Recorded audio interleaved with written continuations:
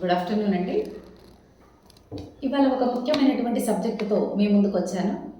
అదేంటంటే మన యొక్క తెలంగాణ గవర్నమెంట్, కాంగ్రెస్ గవర్నమెంట్ తీసుకొచ్చినటువంటి పథకం. తెలంగాణలోని 1 కోటి మంది మహిళలను కోటీశ్వరులని చేయడమే మన యొక్క కాంగ్రెస్ ప్రభుత్వం యొక్క ధ్యేయమని మన యొక్క సీఎం రేవంత్ రెడ్డి అన్నగారు చాలాసార్లు ప్రకటన చేస్తూ వచ్చారు. అందులో భాగంగానే మహిళలకు 6 గ్యారంటీల రూపంలో ఇచ్చిన హామీలు ఒక్కొక్కటిగా నెరవేరుస్తూ వస్తూ ఉంది. రాష్ట్ర ప్రభుత్వము తాజాగా మహాలక్ష్మి పథకంలో భాగంగా 18 నుంచి 55 ఏళ్ల వయసు ఉన్నటువంటి ప్రతి ఒక్క మహిళకు నెలకు 2,500 రూపాయల ఆర్థిక సాయం అందించే దిశగా మన యొక్క కాంగ్రెస్ సర్కారు పథకాన్ని సిద్ధం చేస్తూ ఉంది. ఈ మేరకు అధికారులు విధి విధానాలను రూపొందిస్తూ ఉన్నారు. తెలంగాణ ప్రభుత్వం మహిళల అభివృద్ధికి పెద్దపీట వేస్తూ ఉంది.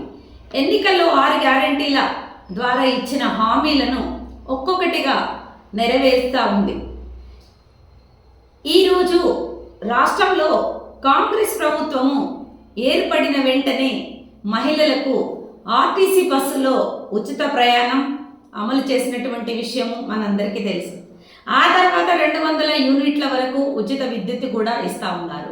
అనంతరం 500కే గ్యాస్ సిలిండర్ పథకాన్ని కూడా ఎప్పుడో ప్రారంభించారు. తాజాగా రాష్ట్రంలోని మహిళల కోసం మరో పథకాన్ని అమలు చేసేందుకు మన యొక్క రాష్ట్ర ప్రభుత్వము అన్నీ సిద్ధం చేస్తూ ఉంది. రేవంత్ రెడ్డి అన్నగారు ఒకరోజు మీటింగ్లో చెప్పారు.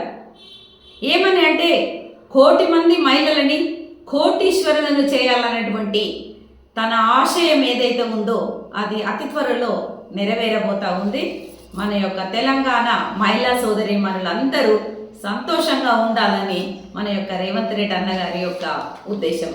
కాబట్టి ఇవాళ మన యొక్క ఈ మహాలక్ష్మి పథకం ఏదైతే ఉందో 2,500 అతి త్వరలో ఏంటంటే మహిళల ఖాతాలలో 2,500 వేయడానికి సిద్ధమవుతుంది మన యొక్క సర్కార్. నమస్తే.